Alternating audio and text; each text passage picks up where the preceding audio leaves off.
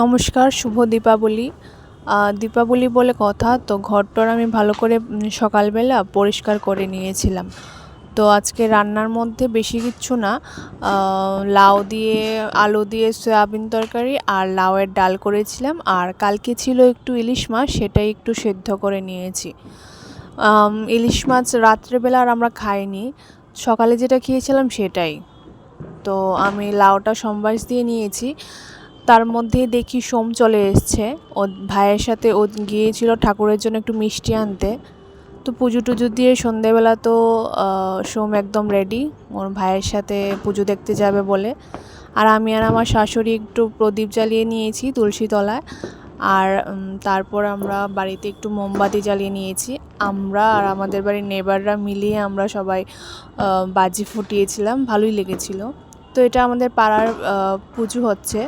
তো পুজো টুজো দেখে আমরা চলে গিয়েছিলাম দুর্গাবাড়িতে। দুর্গাবাড়িতেও পুজো হচ্ছে, কিন্তু সেভাবে ভিডিও করতে পারিনি, নিষেধ করছিল ওরা। তো তারপর আমরা টাউনে এসে লাইন বেশি ধরতে হয়নি, খিচুড়ি খেয়েছি।